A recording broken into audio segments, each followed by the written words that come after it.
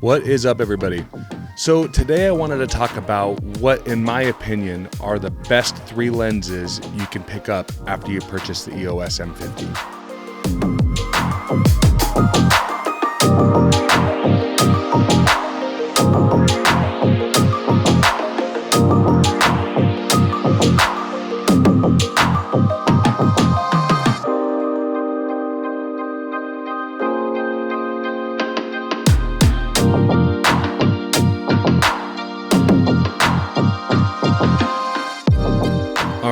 So you just got the EOS M50, you've played around with the kit lens a little bit, and you decide there's something about it you don't like and you simply want to bump up in quality. So that lens, being designed for a crop sensor, which the M50 is a true 15 to 45. You don't have to factor in the crop. It's a fun lens to learn on. I filmed some stuff with it, I took some pictures with it, but you're gonna get to a certain point where you realize it's just not quite fast enough and not quite sharp enough for what you're trying to accomplish. And that's kind of what I started to run up against. So the first lens I bought, in addition to the kit lens, was an EF-M lens designed to fit the camera, and it was a 32mm 1.4.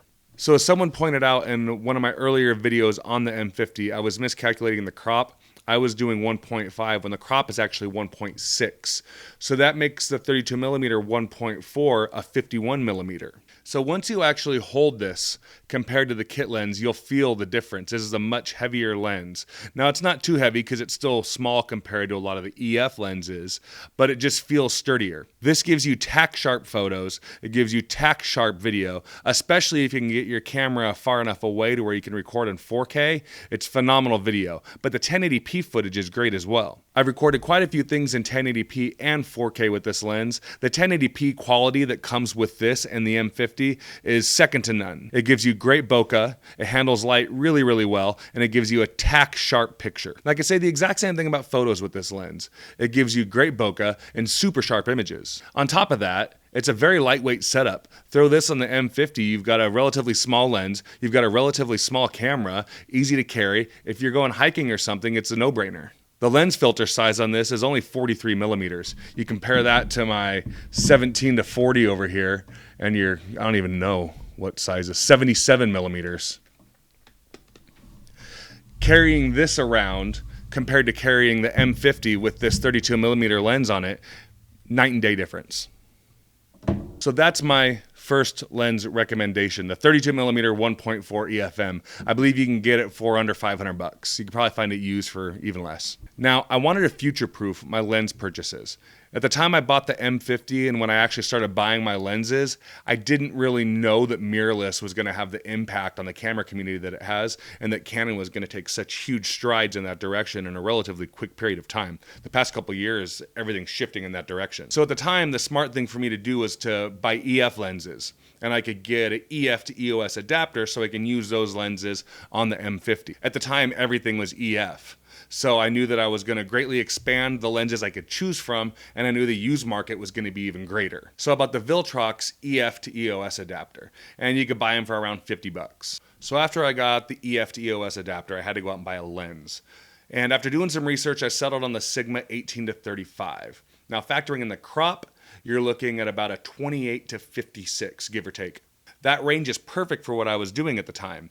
I could use the 56 in studio for some portraits. I can use the lower end of the spectrum for some B-roll, for YouTube videos, so I don't got to be miles away with the camera in order to get everything in frame that I want to get in frame. It was a smart choice. It's a fast lens. It's a super sharp lens. It's been around for a while. It is a heavy lens though.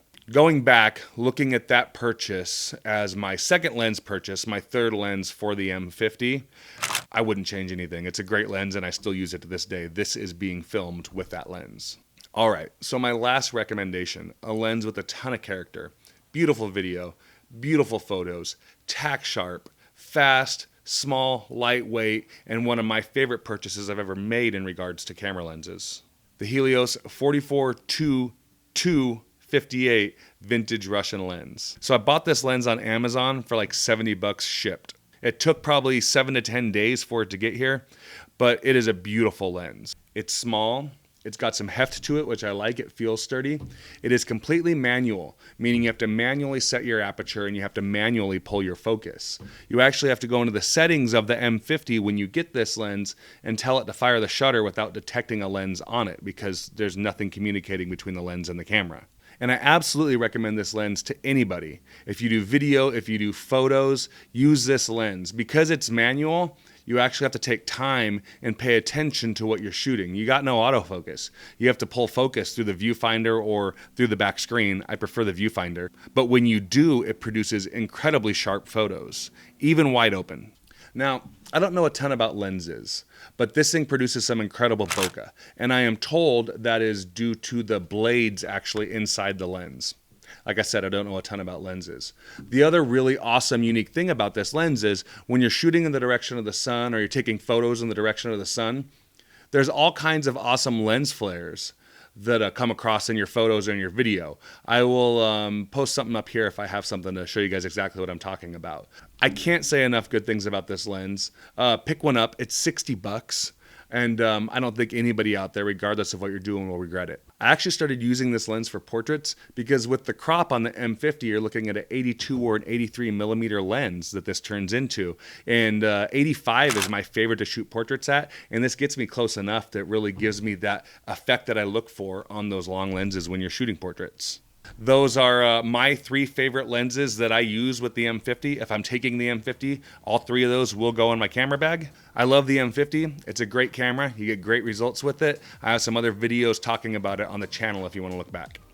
Thank you guys so much for watching. If you haven't already, please like this video, subscribe to the YouTube channel, and turn on the notification bell. Keep checking back for more videos like this. Thanks again for watching, and we'll catch you guys next time.